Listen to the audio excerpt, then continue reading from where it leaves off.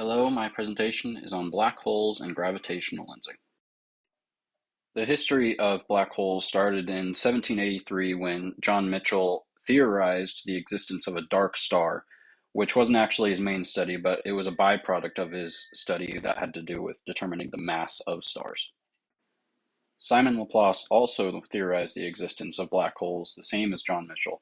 However, he did it completely separately from John Michell's work, even though he found it over 13 years later.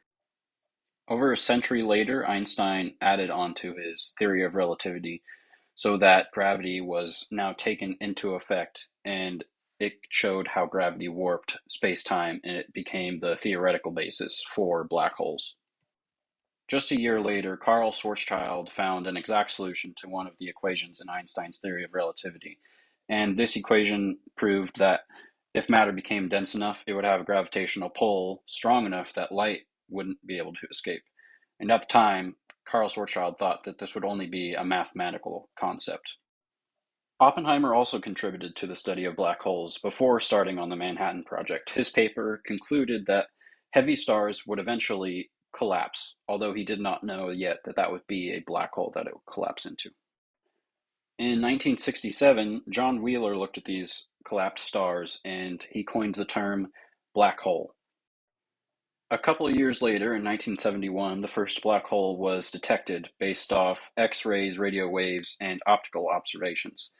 And then almost 50 years after that, the first image of a black hole was captured in 2017.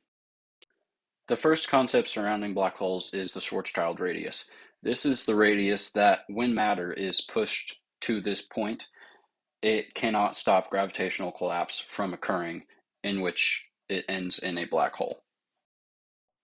The Earth's Schwarzschild radius is 0.88 centimeters, which would mean if the Earth was compressed to a size that's even way smaller than an apple, it would become a black hole.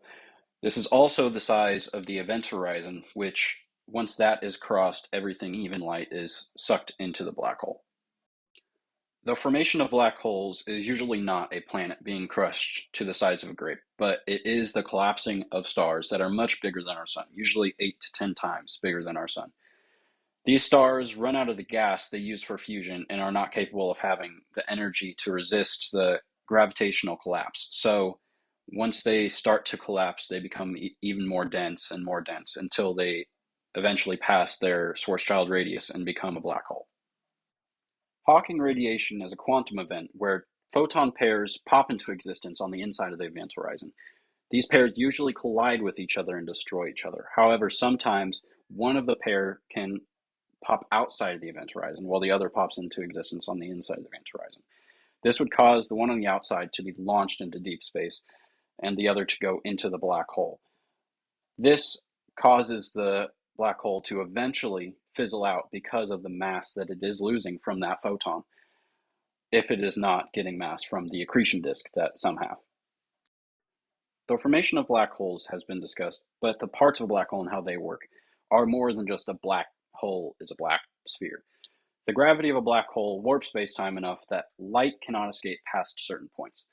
However, whatever doesn't pass that point can still be seen by us. What we see in these images are a black hole's accretion disk and a photon sphere. The accretion disk is many particles being spun at not a small fraction of the speed of light, and also at billions of degrees in temperature. There is also the photon sphere. This is the small thin line in between the accretion disk and the black circle. This photon sphere are photons that eventually escape, at least some of them. Some of them do not escape, and they end up going towards the event horizon. These ones we don't see that go into the event horizon cast a shadow because we aren't able to see them. This shadow ends up being twice the size of the event horizon. Because of the way black holes bend light and warp space-time, we actually see one disk of the accretion disk, but we see the bottom side of it as well as the top side of it. The bottom side is being bent from the bottom back towards us, and then the back top side is being bent from the back towards us. So we then see a bent disk as well as the bottom of that disk. Gravitational lensing's history started with Einstein's predictions in his theory of relativity. He predicted that when light came into contact with a large gravitational pull, it would deflect the light and bend it another way. Sir Arthur Eddington tested Einstein's theory. He executed an experiment where he measured how much the sun's gravity would deflect light that passed by from a star during a solar eclipse. 60 years after that experiment, a double quasar was discovered, and it was observational proof of Einstein's theory due to how its light was bent. When looking into space, there will be large bodies of matter like galaxies. With how gravity bends light, there is an effect on the light when it passes through these bodies of mass. The galaxy is effectively treated like a lens for other stars and other objects in space. Once the light passes through it, it is bent and moved towards another direction, which you can see in the picture. Einstein's rings are the most obvious way to see gravitational lensing. However, they're not exactly intuitive. When a source of light is lined up with another large body of mass of similar mass, the light is bent around the body so that once it reaches us, we would see a ring of the sources of light surrounding the lens. If the lens is elliptical in shape, it can actually cause the light to be bent in a way that causes it to be projected into 4 different spots around the lens. This is called Einstein's cross. Dark matter is a theorized explanation of certain gravitational lensing. When we take photos, sometimes there is mass in places there shouldn't be mass. The only way to explain it mathematically is there is more mass in between us and the source of light. Dark matter is the way we explain this as of now. The left equation derives the angle of deflection for light passing by a mass, m, at a distance, r. Sir Eddington actually confirmed this equation within 20% back in 1919. The right equation has to do with Einstein's rings. It is the angular radius of the circular image that fits around the lens, which you can see in the picture. Today, black holes are studied in order to learn more of how our stars and planets come to form. We can also learn more about the early universe with primordial black holes and other things, as well as parts about how our universe will act in the future.